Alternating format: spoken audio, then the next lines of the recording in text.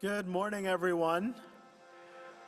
Welcome to Go Open Data 2024. Really glad to have you all here for our session on unlocking innovation together, breaking barriers, building futures.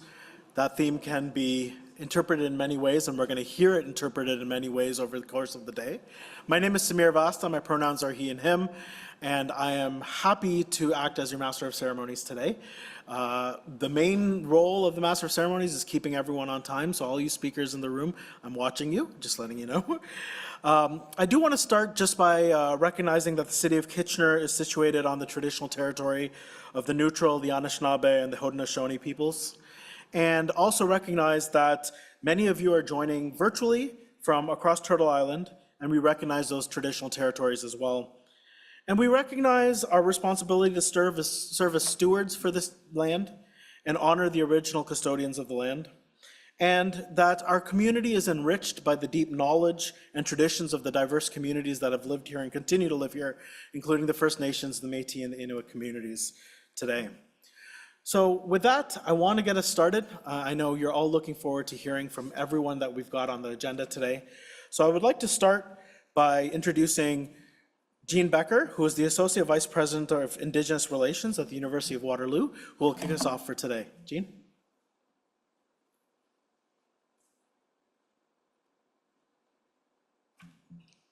Thank you, Samir. Good morning, everybody. Ani, Bujo, Sego, Wache, Tansi, Kwe, Tunasuget, Bonjour, good morning.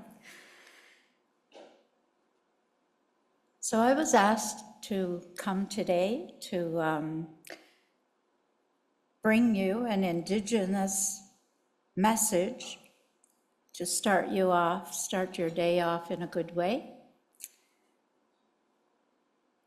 I am Inuk, and the territory where I was born is very far from here. And I too would like to acknowledge that we are on the traditional territory of the Attawandaron, the Anishinaabe, and the Haudenosaunee peoples. We are on the Haldeman Tract. And I want to express my gratitude to them for the privileged life that I have found in this region, for the many friendships and teachings that I've been gifted with by the many diverse Indigenous peoples of the region.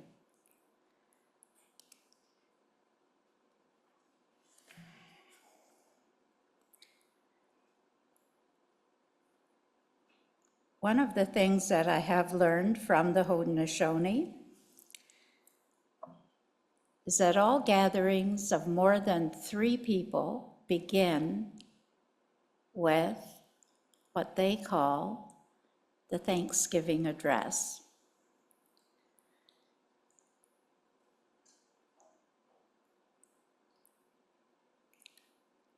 They call it the words that come before all else.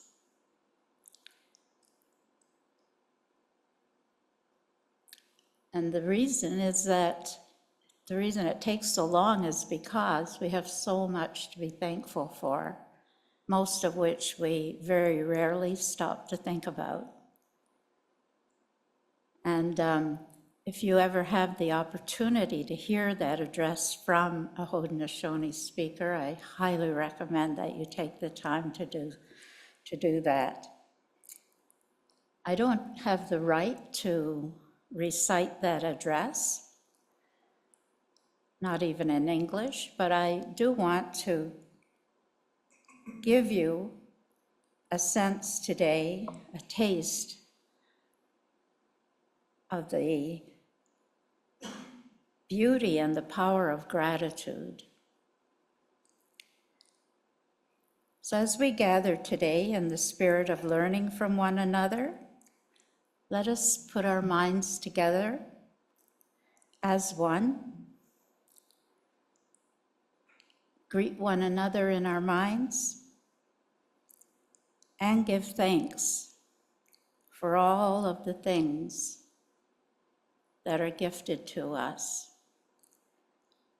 So let us first turn our minds to our Mother, the Earth, who gives us life, who continues her duties, who nourishes and nurtures us through our days.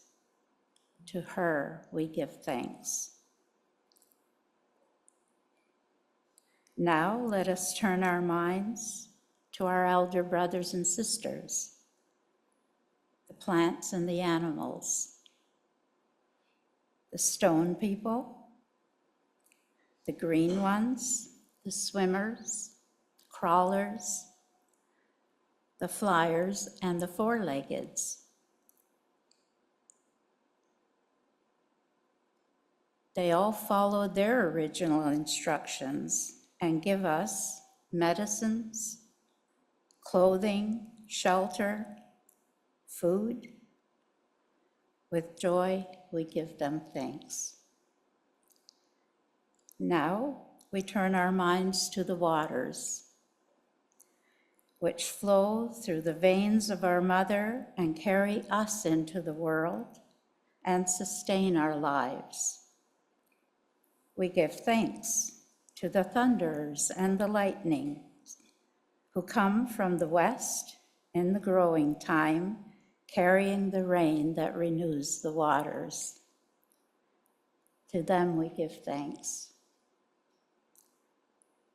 Now we turn our minds to the air and we ask that it be cleansed for all of the life that depends upon it. To the air we give thanks. Now we turn our minds to the heavens and the grandfather sun, who comes each day and brings light, warmth, and energy. To the sun, with happiness, we give thanks.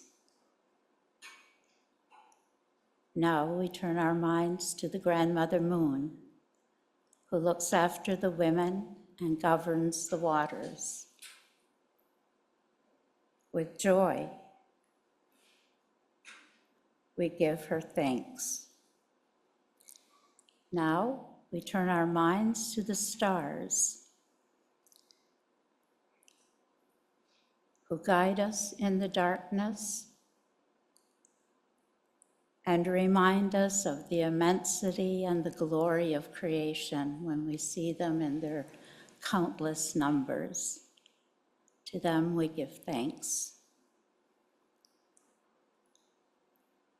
We acknowledge that we have only begun to name the many blessings creation has given us. And we ask that we may walk upon the earth in a sacred manner.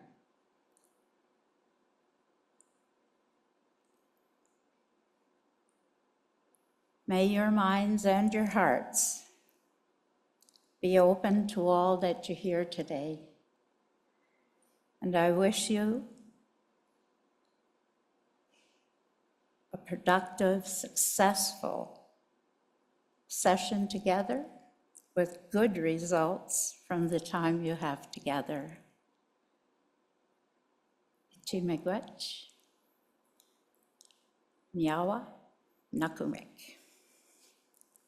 Thank you.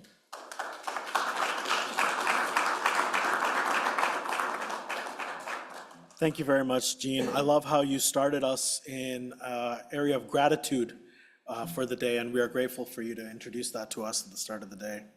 We're also very grateful to be here at Communitech and at the City of Kitchener, and really happy to be hosting everyone here. And we'd love to invite Barry Vrbanovic, the Mayor of Kitchener, to give us a few words of welcome as we embark on our journey today.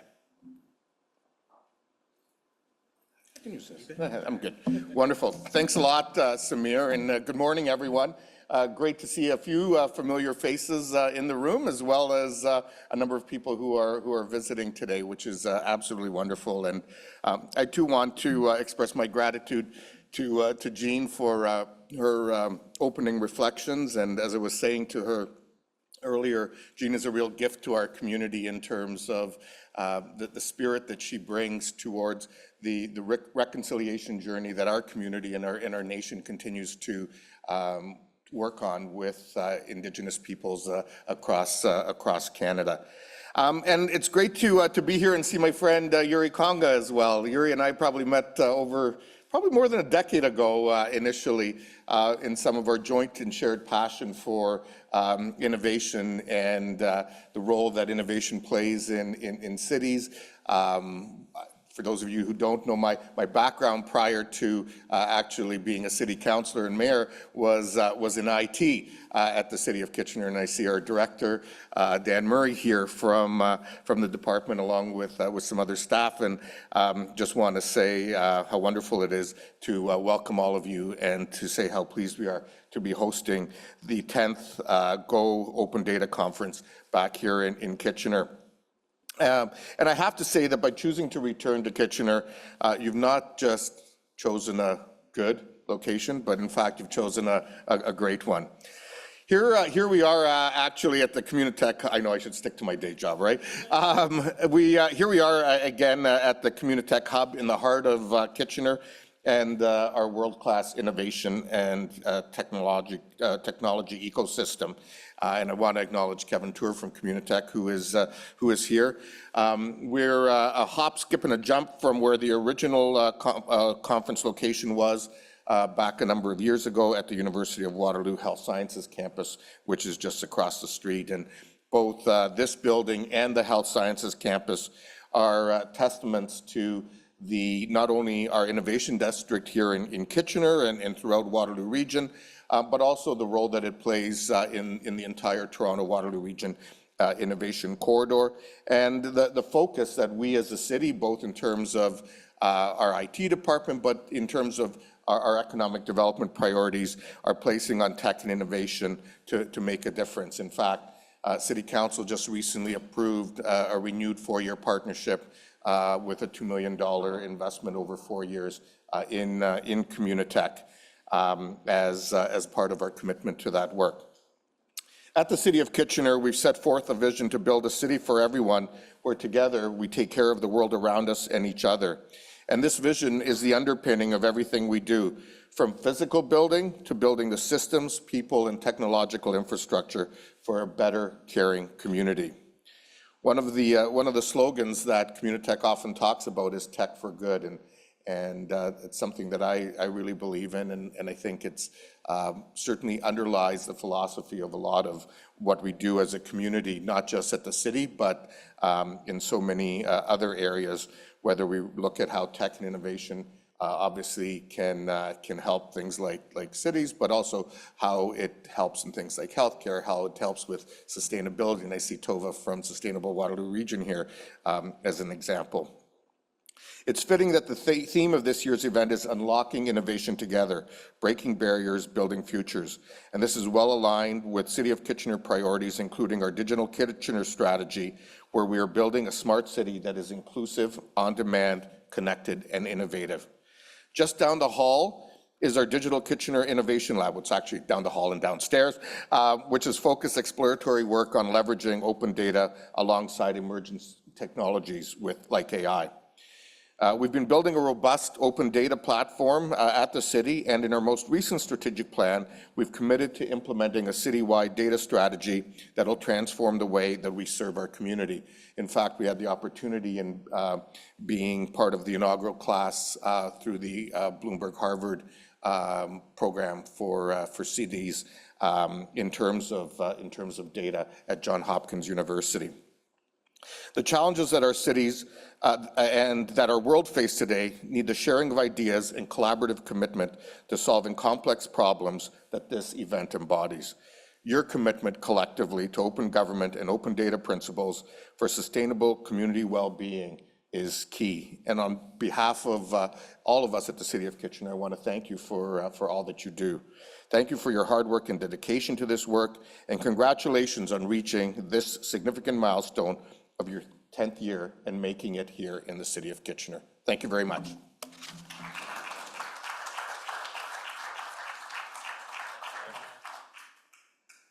Thank you so much, the mayor. All the steps you've taken to create Kitchener a welcoming city, we definitely feel that today, and we feel very welcome, so thank you very much. As you mentioned, this is the 10th year of Go Open Data, which is an exciting milestone, and a milestone that is worth celebrating. And I think one way to do that is to celebrate the people who made this happen many, many years ago and continue to do so. So I would like to introduce Yuri Konga, who is the Executive Director and Board Chair of Go Open Data Association and one of the founders of this event and all of Go Open Data, to give us a few words to start the day. Thank you, Yuri.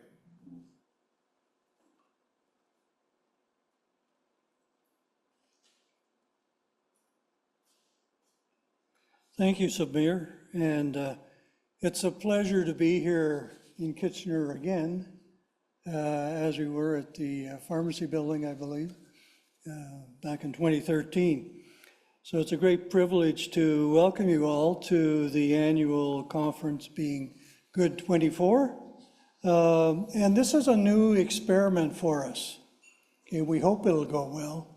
This is our first hybrid event.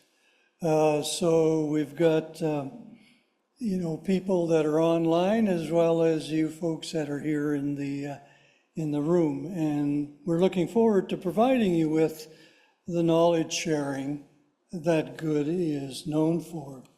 So I'd like to take the opportunity to thank our team, the Good team, that has made contributions throughout the year, including Sandra Crutcher, who's the treasurer, David Polt, the secretary, Connie McCutcheon, director of communications, May Fan, who's the director and lead for diversity, equity, and inclusion, and directors at large are Paul Steeves, Ushnish Sengupta, and Dennis Carr, and also Jamie Leach, who is the vice chair for the board of directors. We also have operations committee, and we have Jonathan Brown, who will be speaking later, is the director of education. Nathan Childs, who is the technology lead and the wonderful person who's actually making the technology happen in conjunction with our AV partners, and Daryl Bridge and Cody Brown. These are all special people, and we would welcome new special people into the organization. So by all means, contact us if you're interested in being a part of organizing this event or other events that we hold. Also need to thank our conference partners, host the city of Kitchener, the Unmarketing Group, who are looking after the AV for us, and Communitech as the physical host for the conference. And the sponsors whose financial assistance puts us in an opportunity to put this conference on. So we have MISA Ontario, Be Spatial Ontario, and community sponsors being Open North, Community Foundations of Canada, Code for Canada, and Sustainable Coburg. And I need to put out a special thank you to the individuals who contributed to the success of this conference from the city of Kitchener. And I tell this to you all the time, Barry, that your staff are amazing. You have some incredible people working at the city of Kitchener, and the ones that helped us specifically with this conference were Melanie Warwick, Jason Goetz, Jeff Norris, and Courtney Zinn. And also major thanks to Nathan, as I noted before, for the technology lead, and Jonathan as coordinating the Saturday hackathon. And Connie McCutcheon, and of course our MC Samir Vasta, who is so adept at doing his job as Master of Ceremonies. I keep on bringing him back. So thank you, Samir. The conference theme, as has been noted earlier, together we have many challenges, collectively as a community and individually within our organizations. And meeting these challenges and building a better future is what we're hoping to do with some of the conversations that we have here today. Yesterday, we had 4 great workshops, and for those that weren't able to attend, they are recorded and will be made available to you when we finished editing them. Today, we have an amazing program that includes keynote speakers, panels on open data innovation, innovating with AI, surviving change, transforming your world, lightning talks, and a closing panel on the open futures. So GOOD, for those of you that don't know, is a small grassroots organization. Grassroots, no tie, we don't do that. We've grown from the first conference back in 2013 significantly, and we became incorporated, and we have maybe around 120 members, and hopefully we can grow that some more. And we put on our focus is on education and information and knowledge sharing, and trying to focus on, kind of the principles of open government, which are transparency, accountability, and being participatory. And certainly Kitchener has undertaken that and continues to move forward with their initiatives in that area. The other thing I wanted to just mention, and it'll be, I think, commented on later on, is that our level of collaboration with external organizations continues to increase. So we've got, particularly with the Canadian Open Data Society, which some of you may be aware of, we're collaborating with them on open data certification. And that's something that Paul Connor, the executive director, is hopefully going to speak to in his lightning talk this afternoon. So, as has been our tradition, we don't provide speaker gifts. That's kind of passé. Many years ago, we changed and we had a policy that in lieu of speaker and moderator gifts, we provide a total of $500 in donations to a specific worthwhile charity. And since we're local here in Kitchener, we're delighted to announce that this year's recipient of the $500 goes to the Working Center in Kitchener, which I think the mayor is very pleased with, and I know staff had indicated that it's an excellent organization. So we're happy to do that. So thank you to all the speakers, moderators, facilitators, supporters, and thank you for your attendance at GOOD24, and buckle up, it's going to be an exciting ride. Samir, back to you. Thank you.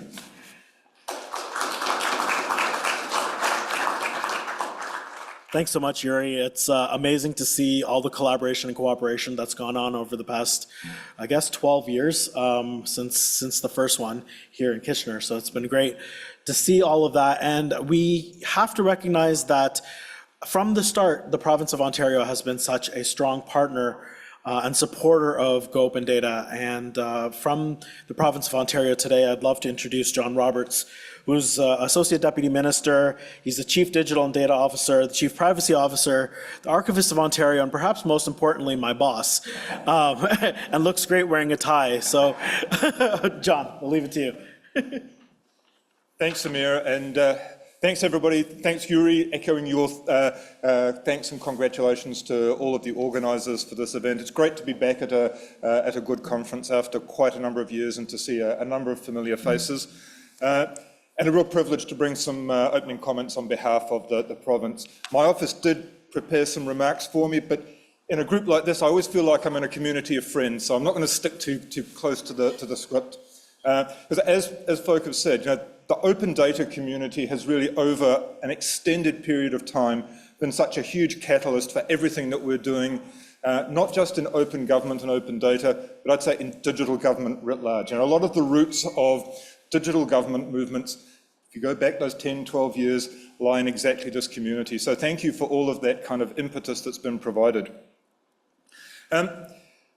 When I hear the land acknowledgement and the reflections on the stewardship role that our First Nation partners play around the land, it always resonates for me in terms of the stewardship accountabilities that we all play in terms of data. In the same way that we try to take a view of data assets that is for future generations, that is for the public good, and that is recognising that that is a responsibility we carry as the stewards of data assets to ensure that they are used for all sorts of purposes. So great to see the title of this conference around Innovation Together, because that speaks to part of the opportunity. Again, Yuri, you mentioned the kind of origins of open data and open government around transparency and accountability. But I think that growth into recognising how the data assets that we hold in trust can be used to innovate and to create a better civic society through that collaboration that is embodied in this community is so powerful. And the province is certainly very keen to be a part of that collective journey. I think when people think of the Government of Ontario and open data, often your thoughts would go to our Ontario Data Catalogue. And that continues to be a cornerstone of what we do. It's been amazing to see how, through the pandemic, the ability to provide timely, accurate, high-quality data has served so many purposes in terms of visualization, enabling people to understand what is happening in their community, feel agency and participation. And I think that was a real validation of the role that open data can play in helping people navigate contemporary events. In the last year, in another attempt to be relevant and contributing to civic debate, we opened up through the catalogue the police use of force data set. Again, trying to make sure that we're not just publishing as open data what is easy, but what matters. That intentional release of open data, so important, I think, to the shared agenda. And going forward, we're starting to leverage the data catalogue in support of artificial intelligence transparency. We know that for people to have confidence in the way that AI is used in institutions, one of the foundation principles is transparency, knowing where folk are actually engaging with algorithmically driven services rather than just traditional service models. And we're using the AI catalogue as a way of providing that transparency around where the Government of Ontario is using artificial intelligence, based on our principle of no AI in secret. So finally, I just want to say thank you to everyone in this room that works with us, that keeps us honest, that uses the data, that challenges us to release more data. It is very much that innovation together. Open data is never a one-way process. It always involves organisations who create and steward the data, but folk who can then consume, use and apply it for the greater good. So thank you to all of you. It's an honour to be part of this community and supporting the work going forward. And thank you, looking forward to participating in some of the events today. Good luck with all of your endeavours.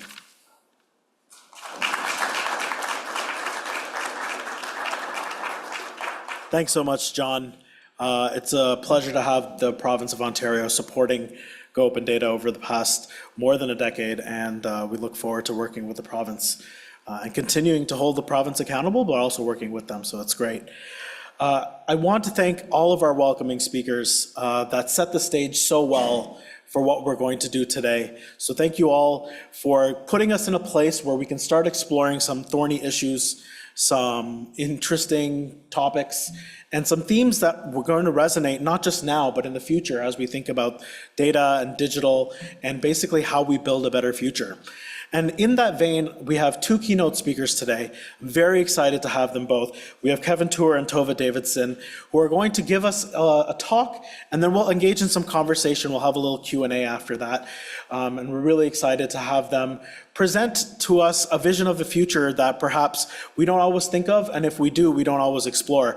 So first, I'd like to start with Kevin. Kevin is the CIO of Communitech here. Really glad to have him here, welcoming us to this space, but also sharing his insight with us. So Kevin, please come on up. Thank you.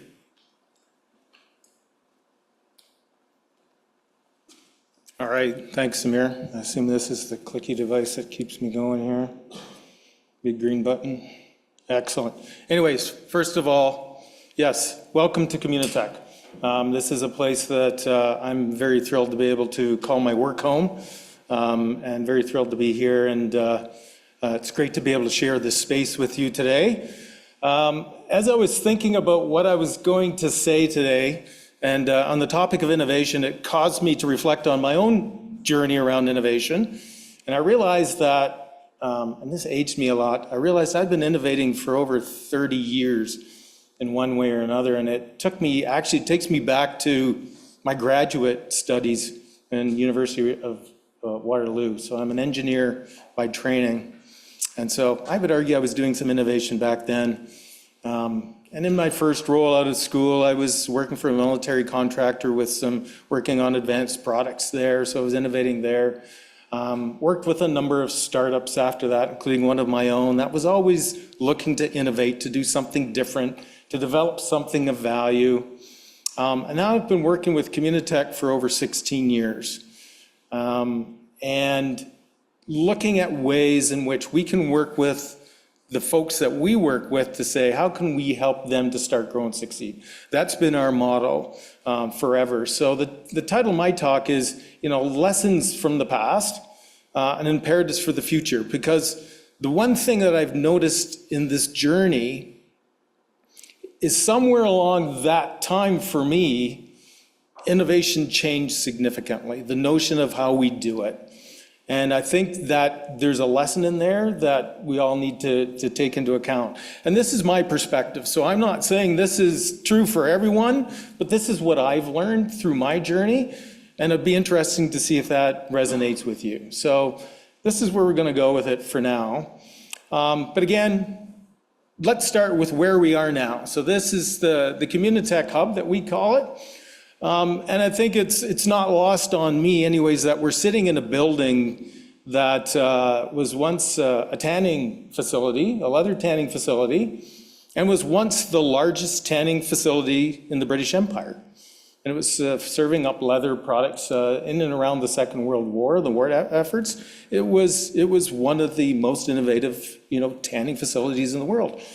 And in and around the 1950s, shut its doors. It no longer served that purpose anymore. Part of the reason is because synthetic materials came around and the leather products were no longer useful like they were once upon a time. So things changed. For us, we are an organization that's, we were founded in 1997, basically as a trade association. So we were founded by founders. So there's a peer group of CEOs of tech companies in the Waterloo region that got together for breakfast on occasion and said, they got a lot of value of coming together and discussing their businesses and what they did and sharing stories and trying to figure out how can we work together to do things better, and how can we build an ecosystem around us that can support us as we move forward. And they decided, because they had companies to run, that it would be great if they had an organization that could help them to do that. So that's where Communitech came along in 1997. And we served as a trade association for a number of years. And I'd say where our business model as an organization really shifted, and this is where I'm going to focus a lot of the talk that I'm going to give you this morning, and it's where my journey really with Communitech from the Communitech side started, was in around the 2009-2010 era. So that's when we really shifted from being just a trade association to where we were looking to become an innovation hub.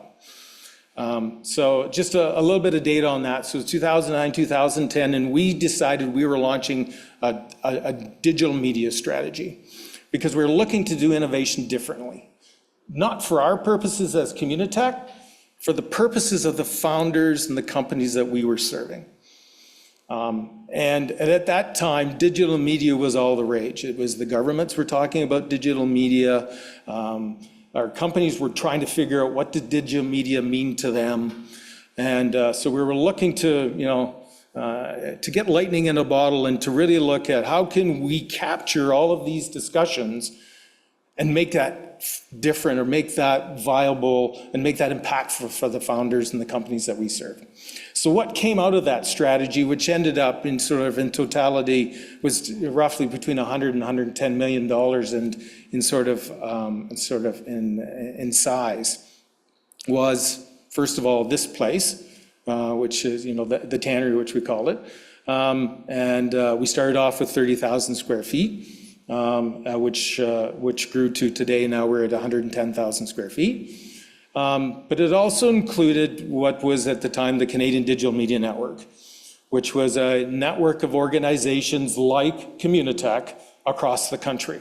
The purpose being that we recognize that this may be the place where we work very closely with our founders and our ecosystem here, but there was also strength in collaborating across the country with like-minded organizations and tapping into innovation across the country and tapping into their expertise. So that's what we did, and I'm going to get into a little bit of that model later, but that's what we did, and we were doing it differently, and we looked at models around the world, but we weren't working off of somebody else's playbook. This is something we're going to do on our own because we thought that was the right thing to do. And the time was right because, again, digital media was the thing. But again, the thing we were learning is, though, that nothing ever stands still, especially in the world of innovation. So let me tell you what happened. First thing we learned is everything that we thought was the right thing to do, it all changed. I will say that standing here today, the things that we planned we were going to do, maybe 10% of it survived, and we all pivoted as we went along. And I want to tell you the story of Canadian Tire, because I would say that was probably our biggest pivot. So the reason we were doing all of this, and the reason in particular for this facility, is we thought the way we wanted to innovate is we wanted to build a playground, if you will. We wanted to build a sandbox where we brought innovators from across the ecosystem. We wanted startups, when we wanted government, we wanted the large enterprise, and we wanted not-for-profit, and we wanted the arts sector, and we wanted them to all be in our sandbox. And we wanted to mash them together, and we wanted to experiment with how we could innovate with all of those stakeholders together. And we thought, we want BlackBerry here, we want Christie Digital here, and we want Open Text here, because they're the hallmarks of tech innovation in Waterloo region. And we got them here. And then they occupied space in our partner wing. And they all kind of looked at each other and said, okay, what are we doing here? They supported us because it was the right thing to do. They were supporting their ecosystem. And they knew they wanted to be there, but they weren't quite sure what they were going to do physically in this space. Where it changed is when the CTO of OpenText left OpenText and went to become the CTO of Canadian Tire.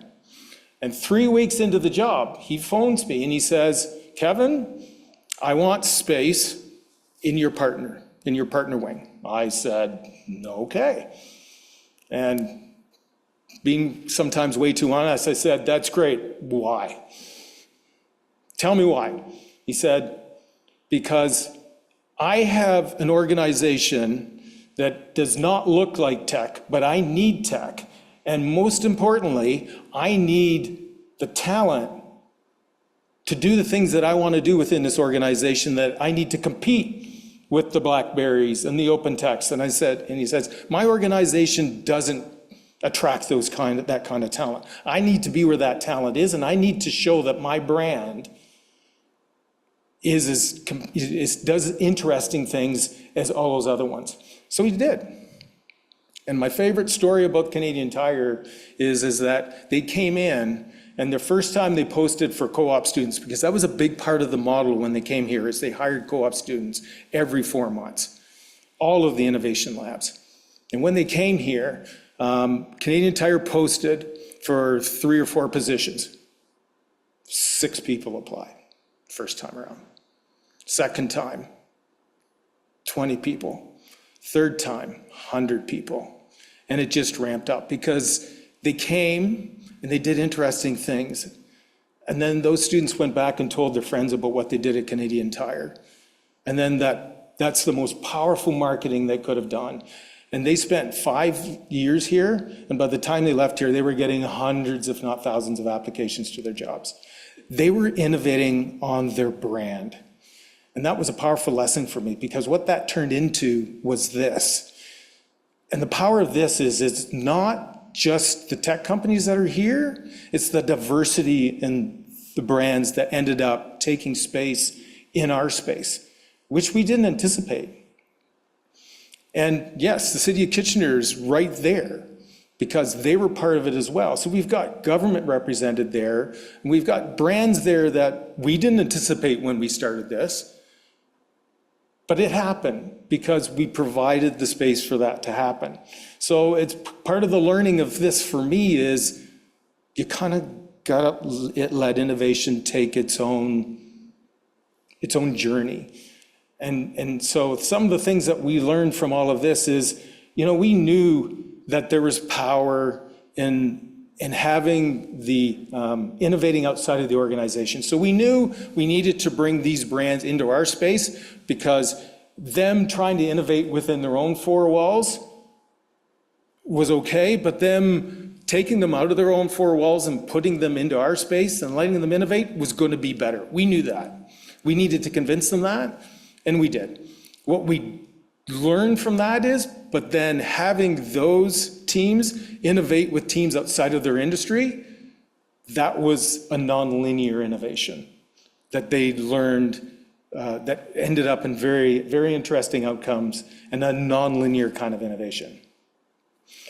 And we capitalized on the power of what I call engineered serendipity. So what I mean is, at the start of when we built this place, I would say 95% of the introductions that were made or the connections that were made were through our own introductions, because they got here and it's kind of like, it's kind of like going to the dance and being scared and staring at the walls, girls on this side, guys on this side, and you have to force them together. Within a year, I'd say that's completely flipped. We didn't have to do any introductions at all. They were finding their way to each other because they find the value in those introductions and they made it on their own. And none of this would have happened if it had not been for us looking at a public-private partnership model and innovating on that. And it started in that sense, and I'm not saying it just because they're in the room, well, Barry left, but with the city of Kitchener, because they believed in the model. They were the first ones in and supporting us, and that let us leverage provincial money and federal money to build out this. So, and then that model extended to other parts of our ecosystem to make sure that as best as we could, which leads to my next point, we had every part of our ecosystem engaged in the model because we knew it wasn't just about startups and scale-up companies or tech companies. We knew it went much more than that. It's going from linear to nonlinear. That was our focus, is let's do innovation differently, and we knew we had to do that through engagement of all the stakeholders in our ecosystem. And the other thing about that is capturing the knowledge. So even though, as I stand in front of you today, the model that I talk about is largely very different than it was back in the days of the Canadian Tires and the D2Ls and the LCBOs that were in our space. It's pivoted, it's changed because our world has changed. But you need to capture that knowledge, and that feeds into the next version and the next iteration of innovation. And so we've got now programs that are building on what we've learned, recognizing the world has changed. So how does that translate to where we are today? So my talk, I'm going to talk about where we've learned to, but I'm going to talk about what I think we need to take in terms of those learnings to what we need to learn and how the world has changed, because I did say I feel that innovation is very different today, and what I think our reality is and why we need to pivot or what we need to take from that. First of all, and I did change my slides, but they didn't get updated here, so I'm going to try to remember what I said or how I've added it. We do have big problems to solve, but I've added that we have big opportunities in front of us as well. So I want to focus on not just challenges, but tremendous opportunity. So we have both of those things out there in front of us. And the other part of that is we have big levers out there to help us deal with both the challenges and the opportunities, and that's data and technology. The irony of it all, if I look at both of those, is they can, we're positioning both as both saviors and both nemesis at the same time. And I think what we got to be very careful of is not to over-index on the nemesis part. I think we got to be respectful of the fact that they have the potential to be very dangerous. And, I'm going to index on the AI a little bit, of course. There's a lot of talk about existential risk about AI, and I understand that. But we can't be crippled by that. We have to be respectful of it, and we have to be proactive in dealing with it. But we also have to know that these are tremendous technologies that we can use to both deal with the biggest problems we have and to capitalize on the biggest opportunities we have. And the graph I have here, I don't know if people are familiar with this graph, but I reference it a lot. It's from Thomas Friedman's book, Thank You for Being Late, from 2016. It compels me every time, because what it's saying is, we're not smart enough to keep up with the technology that we're creating. And that scares the living out of me, to be honest. And in his book, he says, we are here. So that's back in 2016. So that's the gap. Where the heck are we now in 2024? And my point here is, I kind of position that's our innovation gap. And if we're looking at innovation linearly like we have in the past, we're never going to bridge that gap. But I think we can bridge that gap. All is not lost, but here we are. So not only do we have technologies that are expanding at an exponential rate, I'd say that our challenges are also doing the same. I don't think anybody's going to argue with me that. But with that, okay, so we recognize the problem set, opportunity set is changing at a different rate. So I think it's safe to say then, the things that we need to do, we need to approach those solution sets differently too. We can't do them the same way. So we got to approach innovation differently. And my position is, the things that we did, and I would include the things we did like a decade ago even, with our innovation labs, that were new and novel and kind of interesting at the time, and were optional, they give competitive advantage, are now becoming imperative.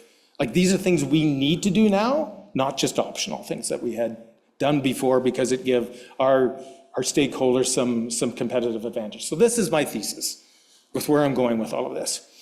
I'm looking at an innovation culture that's looking at these particular things. First of all, collaboration. We are better together, more imaginative, because we're more imaginative, more inclusive. I think we all get that. I don't think anybody's going to argue with me on that. We've demonstrated that in spades through multiple things. These are the things that maybe are net new to you. The thing I'm called accountability by design. So this is a scalable model of individual accountability, where I'm looking at the individual taking more responsibility for their actions, their product development, their product design, their own internal culture of their organization. And also this notion of building trust and building a trust economy. And I'm going to get into those last 2 points a little bit more. So first, the accountability by design. So it feels the way we're doing it now, and it's not a blanket statement, and again, my position is sometimes it feels like we're building products, we're building services, and it's kind of like, I'm so focused on, and I get it, I'm so focused on, let's build the product. I'm worried about keeping the lights on. I'm worried about product market fit. I'm worried about these things. So now I can't worry about, it being ethical or responsible and everything like that. Like, I can't, because I don't really even know how to approach it. So I'm going to wait till somebody tells me when it's non-compliant. That seems like the old model. And that says to me, that's going to be a problem, because if you fix it later on, it's going to be a bad fix. 9 times out of 10, it's going to be a bad fix. And I think that consumer trust could be at risk because of that. And we're going to get into that too. The accountability by design model, and those that are familiar with Ann Cavoukian's privacy by design, I'm riffing on that. This is the notion that you're taking accountability from the very beginning. You're being enabled and empowered by a third party that's saying the regulatory framework and everything of that sort, but you're really saying as a creator that I'm going to take that responsibility from the very beginning. I'm not going to wait till somebody says you're doing something wrong, because by building that accountability framework from the beginning, your product's going to be better, the outcomes are going to be better, and you're going to keep that trust relationship with your customer. And who are familiar, who's heard of Edelman's Trust Barometer? A couple? Okay. I encourage you to go have a look at these results. So this is from 2024. Edelman's Trust Barometer is basically, they look and compile information around how people are feeling, organizations are feeling about trust relationships with various stakeholders. So this is from 2024.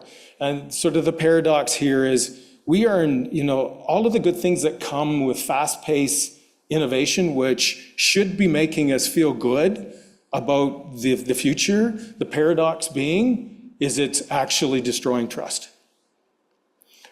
And if you look at these particular ones, and if you look at the one in the box, AI and I can't read the other one, gene-based therapies. So what this is saying is that a good part globally of people around the world are actually rejecting these innovations because they don't trust them. So the things that could make our lives better, theoretically solve some of our bigger problems, we are rejecting. That's a problem. And this is global. So how do you think we're doing in Canada? Better or worse? Absolutely. We are even more skeptical in Canada about this, right? So it's saying, you know what, I don't trust that AI stuff. Not at all, because the trust isn't there. I don't trust the people that are building it. I don't trust the regulators. I don't trust the people who are evaluating it. I don't understand it. So why does that really matter? Well, this is why it matters to me. Again, my perspective. And it comes down to this relationship. And we've all talked about the productivity numbers. It's been in the news all the time. I'm going to start at the end of this. We've heard that, we are out of the G7, we are in 6th place in the G7 in terms of productivity numbers. Carolyn Rogers has, made her famous, infamous speech about, breaking the glass, about fixing productivity. We've heard the productivity woes, and we're getting worse, trending in the wrong direction. My thesis is this, is if we have trust, we can trust builds adoption, which will build productivity. Simple. It's simple to say, simple to do, not simple to do. So this is why it matters, because at least in this particular element, and that's just about tying to productivity, but it's on the basis of trust. So this is that outlines the problem. I want to talk quickly because I think I'm probably close to overtime. 2 minutes. I got you. Okay, so this is, I think I've laid out where we are in terms of that. This is what we at Communitech are trying to do about it, and it's called Good AI. And we see this, but we think there's a light at the end of the tunnel. So really in terms of our mission around Good AI, first of all, this notion of, it's no longer, it's no longer an option, it's an obligation to build trust and ethics into products and services. We've been at this for 25 years, working with companies, and we understand they've got many things on their plate, many competing thoughts and problems competing for their mind space, and it's not obvious as to what is it, how do we build trust and ethics into our product? So our mission is to help build that playbook for them, to help them build that trust into their products through ethical and responsible AI.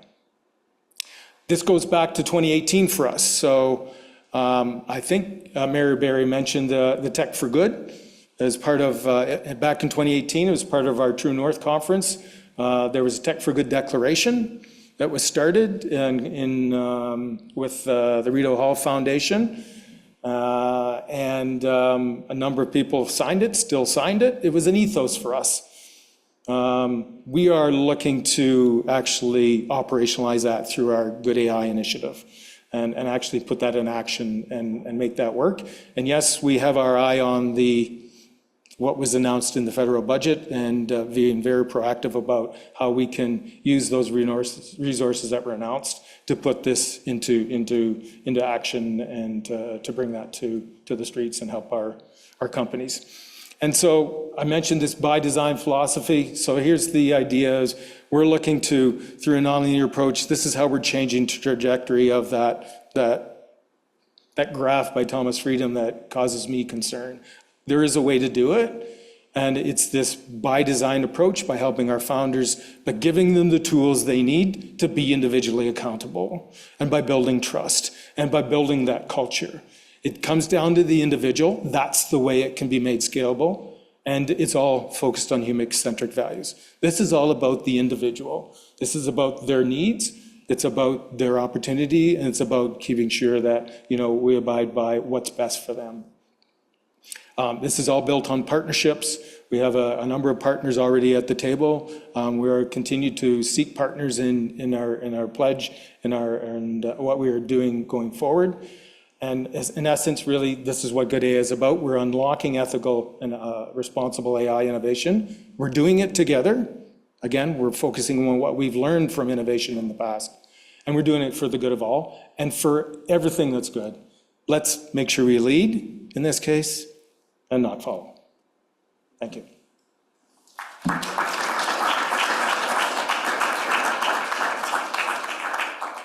Thanks so much, Kevin. You've set the stage perfectly for our Innovating with AI discussion that's happening after the break. So really appreciate you taking the time to share with us.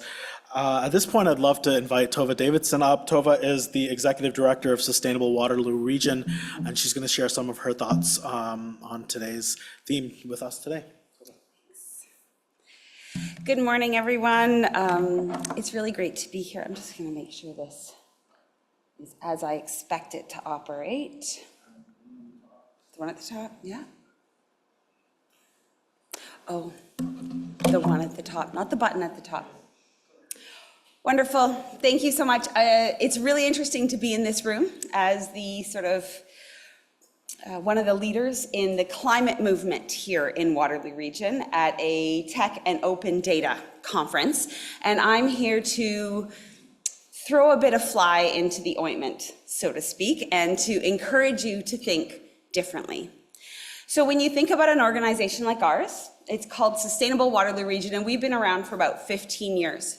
We're a social enterprise nonprofit, and we work at the levels of organizational sustainability and community sustainability. So think businesses and entire communities.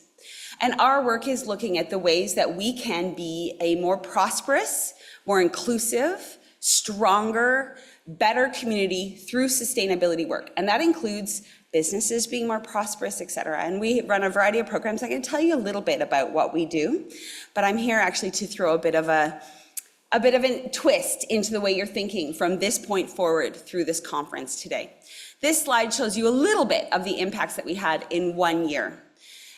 Showing you things like we had 1,800 students through first of its kind building in Waterloo Region, that we actually support 40,000 employees across this region, that we have 230 or more volunteers working on this.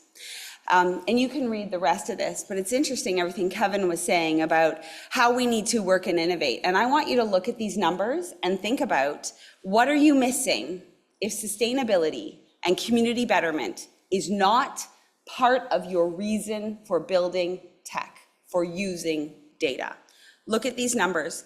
This is one tiny 8-person organization, and this is the kind of impact we have. So I'm going to start from there. I'm going to give you some data. This is a data conference, so I'm going to give you some data. Waterloo region has an 80% greenhouse gas reduction target by 2050. And has anybody here heard of the IPCC? Yeah, okay, so here's a challenge. IPCC is the Intergovernmental Panel on Climate Change. And the IPCC tells us that we have 6 years to reduce our global greenhouse gas emissions by 50%, or we will not be able to avoid global climatic disaster. That doesn't mean that in 6 years we'll hit disaster. It means we won't be able to stop it, because we live the experience of our emissions 30 years in the future. So what you're living today is only the impact of the emissions from 30 years ago. Everything we've done for the last 30 years, we haven't experienced yet, which is why we need to reduce in the next 6 years so that climatic disaster in the future doesn't happen. Does that make sense to everybody? That actually creates a major PR problem for the climate movement, because we as humans want to deal with what is right here. We want to deal with the issues that are right here, and we don't seem to be able to move into the future. But this is the carbon footprint of Waterloo region as of 2019 and 2020. So what happened in 2020? Why is it so low? No idea? There's a pandemic. 2019 is actually more realistic as to where we are. And that blue line, that's a 6% reduction over 10 years. Did we do it? Could we reduce 6% in 10 years? No. This is something I want you to be thinking about. These are graphs from individual organizations, and one of the things that we do is we work with companies to say, what is your individual greenhouse gas footprint? Why would companies care about that? Does anyone have any idea why? No ideas? Yeah, absolutely money. It's partly money, and it all actually boils down to money. Part of it is operating costs. The work of sustainability is the work of efficiency, of being a good, efficient business. People think I'm going to come in and say, put on solar panels. No, I've never once in my 10 years here at SWR gone to a company and said, the first thing you need to do is put on solar panels. You need to insulate your building. You need to be more efficient in your processes, because you're wasting time and you're wasting money. But there's 4 other reasons. 1, you attract and retain better talent if you are an ethical and responsible business and you do it in a way that includes data and it's measurable and public. 2, your brand is better. I love to call BS on greenwashing. Lots of businesses and lots in this community will say, oh, we're really responsible. We're environmentally aware. Show me the data. I don't believe you if it's not public, if it's not published, and if it's not verified. So that's 2. 3, actually, is that you expose your company to risk if you are not working on sustainability. It's regulatory risk, reputational risk, actually supply and value chain risk, because more and more the responsibility of this is coming to organizations. And the final one, and I want you to remember this, organizations that are committed to sustainability cannot operate status quo, and therefore they become more innovative. Because the way we've always done it is not sustainable. And so if you deeply embed sustainability into your organization, you change your practices in everything that you do, because you start to ask the question of why. Why do we do it that way? Is it efficient? Is it effective? Is it for the right reasons? The entire company in every single department becomes innovative. And we've worked with over 120 companies and seen it over and over and over again. Does that make sense to everybody? Awesome. There is a building here in Waterloo region called Evolve One. Has anyone heard of it? Like 3. Okay, you all need to go and Google Evolve One. Maybe not right now because I want you to listen to me. But the Evolve One building is certified as Canada's very first net positive energy multi-tenant office building. That means that the building itself generates more energy than it uses. So to your answer about why would we do that, there's a financial benefit to that, but let me tell you a little bit about it. It's 110,000 square feet. It uses no bleeding edge technologies. Geothermal heat pump, LED lights, better insulation in windows, the right window to wall ratio, all good technologies, nothing that's going to make any developer nervous. The building was built without a penny of government money. And we did that so that the development industry would think, oh, this is something we could replicate. This is not meant to be a one and done. It's a replicable model. The building actually, for 5 years, operated at its net positive number, and I have yet to find another building in Canada that claims even net zero and publishes their data, let alone publishes the data through a third party. So these are the numbers. It uses about 800,000 kilowatt hours of electricity a year. It uses zero natural gas, and I will from this point forward not say natural gas, say methane, because that's what it is. Natural gas is a marketing term, so remember that, it's methane. But in last year, in 2023, the building generated 99% of its energy use. Does anyone have any idea why that would have happened in 2023? Yeah? Well, why was it cloudy? Fires. A major climactic event made it so that our climate solutions couldn't operate the way they're supposed to. Remember that. This is either a virtuous cycle or a vicious cycle that we're building with technologies and the intersection of any social issue. I want you to look at this issue of climate as an example. This isn't what's happening only in climate. It's also in what's happening with the economic spread that we're seeing between the rich and the poor. It's happening in every social issue that we're finding, is that we are finding that you can either use this as a virtuous cycle or as a vicious cycle. Oh, I want to go back. I want to tell you one thing about this building. The dollars.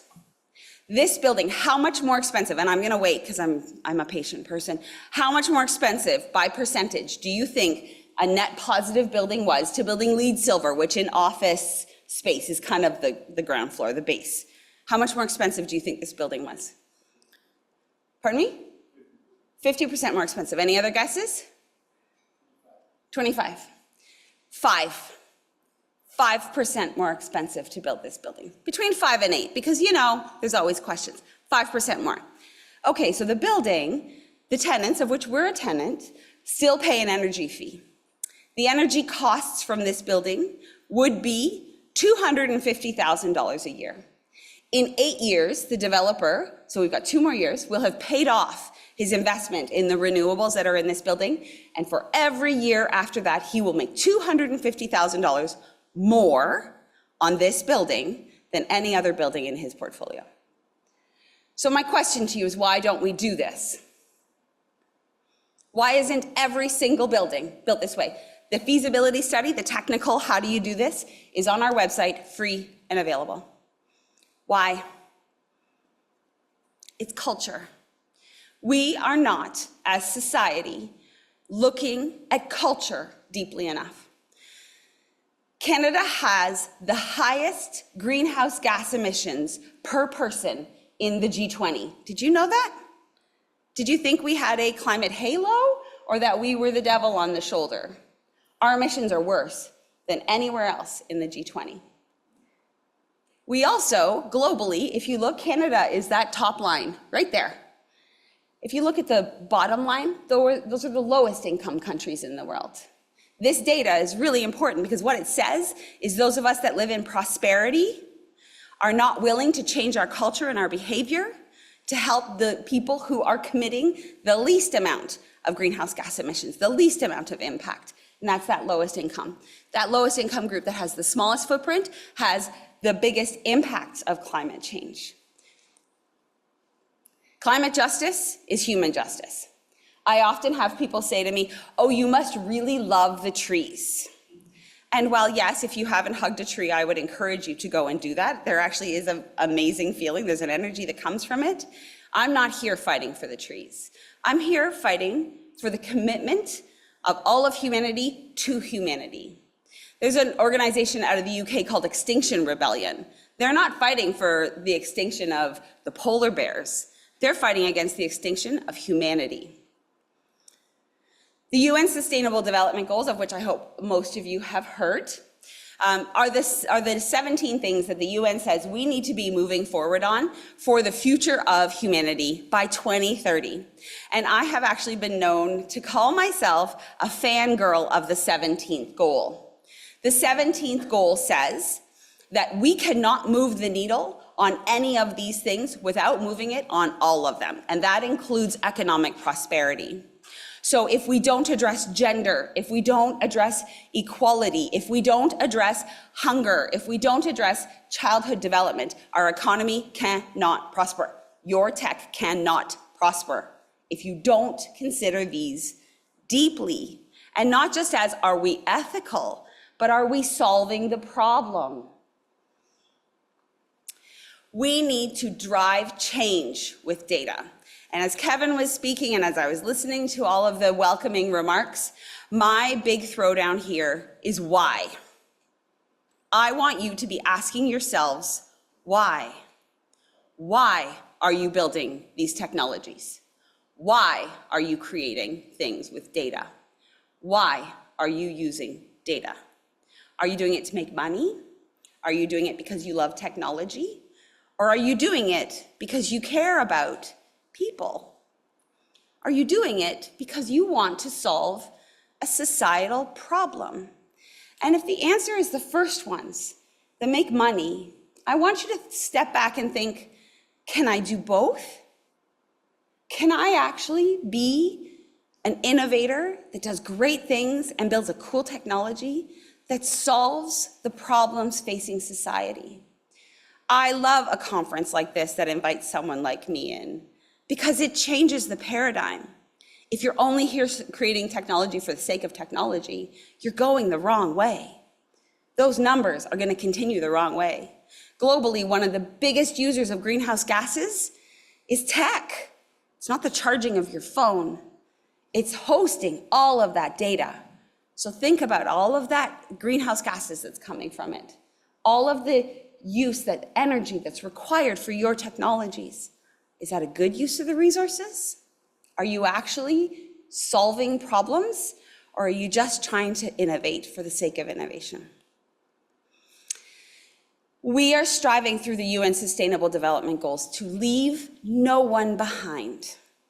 The impacts of climate change aren't just global, and a lot of people understand that, the affluent of the world are impacting the least privileged of the world. It's also local. If you think about who is impacted by a major climatic event in our own communities, it's those who are unhoused, it's seniors, it's those who have health issues. It's often our racialized communities. They are the ones who are most impacted. So we need to understand that the things you're doing in building economic prosperity, and you can see that top corner, transformation and digital revolution for sustainable development, not for its own sake. So I'm happy to leave it there because I know we're going to have a conversation and I want to leave some time for that conversation. But I hope that in what I've said to you today, you're starting to think a little bit about your why. What is your impact? And I want to leave you with a question that I ask myself every single day. At the end of my day, I always think, are the resources that I use today worth using for the work that I did? And if you consider that in the building of your tech and the use of this data through something that is good for the community, maybe you'll make a bit of a shift and be a true leader in the sector. Thank you.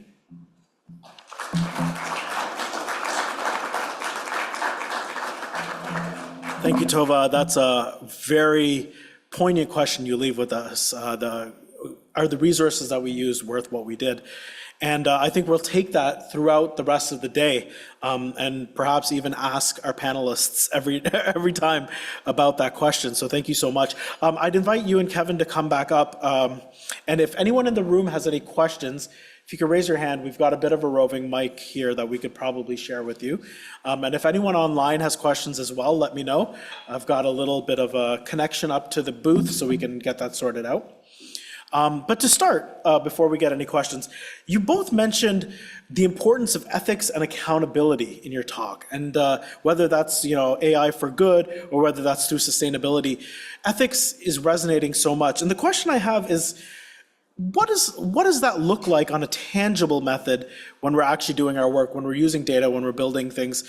What kind of partners do we need? What kind of people do we need? What kinds of ways of thinking do we need to explore when we're doing that? And maybe, Tova, we can start with you on that. Great question. I think the foundation of good ethical development, whether it's social systems, technology, anything else, is working with those with lived experience and those that you're actually impacting. Oftentimes, people who want to solve problems, whether it's municipal government or tech companies or anybody else, they have their own idea and they charge off boldly in the direction that they're going. But whatever it is you're building, you're going to impact somebody. Somebody is going to use it. Somebody's data is going to be used. And so there is, in this civil society sector where I am, there is a phrase we like to talk about, not about us, without us. So you cannot develop something that doesn't actually bring in those. So to me, that would be a foundational piece. And of course, there's all of the other pieces of, what are the regulations and all that kind of thing. And Kevin talked a bit about building in compliance to regulations and the ethics within your systems or your technology that you're creating. And I would encourage you to go a step further than that, to actually build in being better than am I breaking the rules? Because to me, that's the floor. I love the idea of tech for good being way up here. And I spoke at that conference on exactly the same thing and threw the same thing down to the tech sector at the Tech for Good conference as well. So Kevin, as representing the tech sector, what are the steps that you're taking or that the people you work with need to take to kind of ensure that being better than just following the rules? Yeah, and it's a fine line. I mean, between ethics and responsible, because ethics. So what we're trying. Let me unpack what we're doing and not get caught up in names or labels.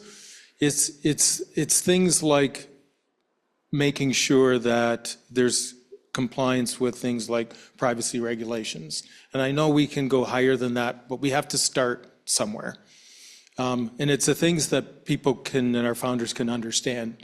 And I know it's a low bar, but it's a place to start because then you've got a foundation. So it's things like that. And it's things like making sure that the data that they're using to train their AI models is inclusive and it's not biased, and that it's good data, and it's that their algorithms are transparent and that they're explainable. And it's working from the foundation level, because what we're trying to do, and it's a journey, and it's trying to build a culture within the organizations themselves. It's not purely algorithmic. It's getting them to understand that, again, back to my accountability by design notion, residing with the individual. It's building that culture, so starting with the fundamentals and then them realizing that they need to do better beyond that. And as much as I'd love to be able to take them to the top level and saying we can go better, they need to start with the fundamentals. And again, we deal with founders every day, and they are living trying to keep the business going through very difficult times, trying to find product market fit and things of that sort. So it's always trying to find that balance with them, trying to stay viable, trying to find a market with value that the customer wants, and trying to then get them to understand they also need to be thinking about the other parts of building a trustworthy product, because it's also good for business. And it's tough to get their attention sometimes because of all those other things that are competing for their mind share.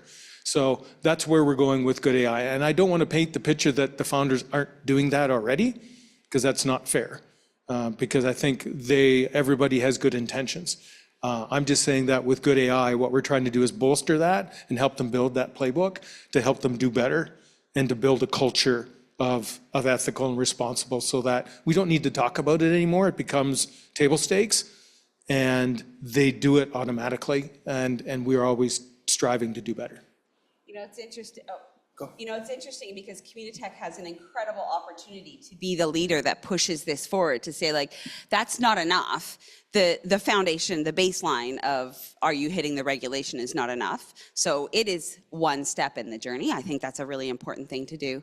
And I would say I should frame my comments by, I'm not a nonprofit lifer. I used to be VP of a company. I worked for Rogers for years. I am not a nonprofit lifer, but I can tell you that if you're doing good work that is of benefit to the community, the money will come. Our focus on, can I find a market, is wrong thinking. Can I solve a problem is right thinking, because people will come to you if you're solving a true problem. If you're just trying to find a market and make some money, you're gonna struggle. But if you've got a real solution, you don't need to worry about the money. It's how we stay open. We're a social enterprise. We have no government funding. We have no core funding. We keep ourselves afloat because we do good work and because we're solving a problem. And I would encourage tech to take on that same mindset. Thank you. Just scanning the room here. One of the things that came up often is this idea of projecting to the future, and the future is going to look very different. And thinking about innovation always changing, the world changing around it, and changing culture. What are some of the things that we need to put in place to help navigate that change? Because change is hard. How do we make sure that we are resilient enough to face that change and then make the right choices when we're exploring that change? And Kevin, I know you talked about change right off the bat, so maybe we'll start with you. Well, I think it's the drumbeat. Like, I think we need to, it's no longer optional anymore. It's about talking about what we need to do, and it's giving them the tools to do it. And the other thing is, we can't wait for, and I'm talking about our world that we're living, we can't wait for government to do it either. We got to be proactive with doing it from the ground up. And so, and I'll speak to AI because it's the obvious example, and I know there's lots of other examples beyond that. I know there's an urgency around that. I know we've got this AI Institute that they're gonna spin out, which is all fine and dandy. But we're not waiting for that, because we need to start from the ground up, in my opinion. Like, we got to start with real life examples, and work with the companies with where they're at and deal with the challenges that they're facing, because that's how we're going to actually make things better. Like, a blanket regulation is not going to get us there, because and they're dealing with this in the UK, and I think it's often sort of a criticism of with their AI Act over there, is that it's too restrictive and it throttles innovation because it doesn't take into account all the nuances of the specific applications and things of that sort. Well, let's start from the ground up and deal with it where it's at, and then we can work with the founders and help them to deal with the problems that they're facing and make it better from the very beginning. That's the by design philosophy. But you got to balance that with moving quickly too, right? Because we can't be left behind, because the whole world's in this game as well, and we gotta try and find that balance and work with our founders and help them to compete as well, because it is about prosperity, but it's about doing it responsibly. Go for it, please. You know, it's an interesting balance, and I like that you talked about doing it right from the first time and baking it in the foundation. I spent yesterday afternoon at a Indigenous land healing space, and one of the things that the people there were talking about is slowing down. We are living beyond the pace of human capacity at this point, and we are doing for the sake of doing in some cases, instead of doing for the sake of where we should and where we need to and what's right. And my own opinion, I would hate to be first and wrong. I'd rather be second or third and right. And so maybe there's a piece we can look at there that, you know, oftentimes there's a good phrase I love, that you usually throw away the first pancake. Let's consider that. Maybe we can be second and right. It's great. We've got time for maybe a couple of questions still. We'll go to the room there. Okay, I really connected when you said in terms of the difficulties of applying change to culture. And one thing that I kind of noticed a lot in Canadian culture is we only like advice that we pay for. you mentioned the development project, you put it free and people aren't adapting. I'm just wondering, have you experienced that? And if so, how have you overcome that? Or how have you tried to sort of tackle that cultural? Great question. The program that people know us most for is called the Impact Network, and it's individual organizations. Some of those graphs I put up about like what is your carbon footprint, et cetera, et cetera. And what we found is that if people don't have to pay for the service, if we could find a funder, they wouldn't engage and they wouldn't use it. So we make them pay us to do it, and not a little bit. Some people are paying us $7,000 a year now in terms of what they'd actually pay for a carbon accounting tool. It's a bargain. But you're right. You need to have people have some skin in the game. They need to see value in it.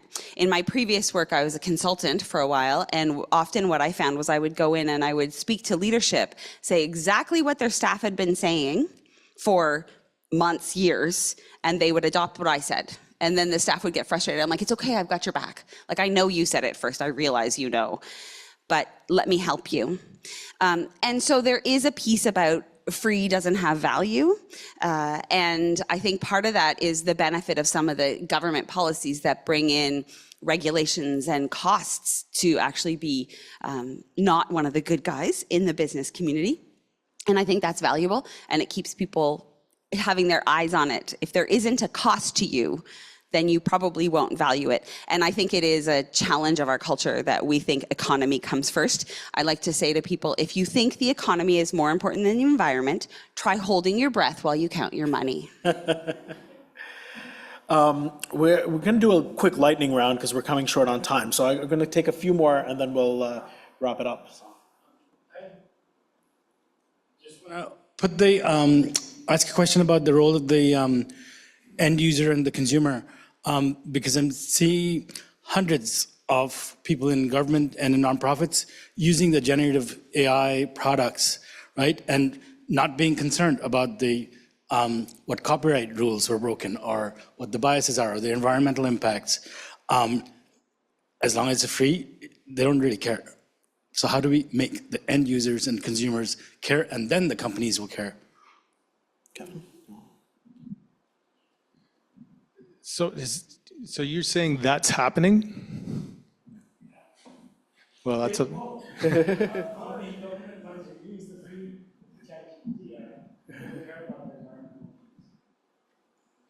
Yeah, well, yeah, and so, well, that's disturbing, first of all, that that's happening. Let me say that.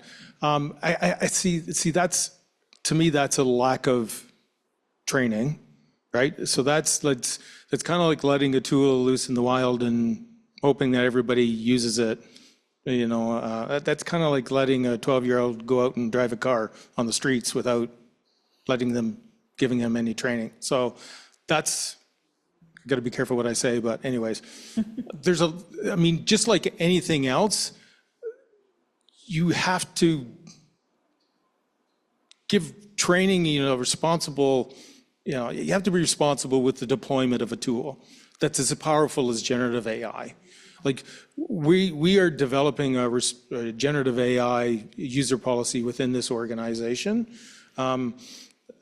Because I don't think the right answer is don't use it. You can't use it, stop, because that's never going to work either. But you have to use it responsively. And I would say that somebody needs to be looking at making sure that that gets corrected, because, and I was under the impression that, in fact, I'm working, the same vendor that I'm using to help develop my generative AI user policy, I thought had already signed an agreement with the feds to do exactly the same, but clearly that's not all the way through. But that's a culture thing, in my opinion, right? That needs to be corrected. And I don't know how we do that within the government, because I don't work within the government, but I can only say from as the CTO of this organization, I would never let that happen, because the culture of the organization has to be set from the top down. And then from the bottom up, it has to be adopted, and we have to make sure that that's happened. So, but that's the thing with generative AI and things of that, it has that much power that we have to be adopting it responsibly. And again, it comes down to the individual. We can't rely on a third party to be waiting out there to say, no, you shouldn't be doing that. That goes back to what I'm saying about, we have to take individual accountability because there are the potential harm is way too high. And I'm, again, a little surprised that that's actually happening.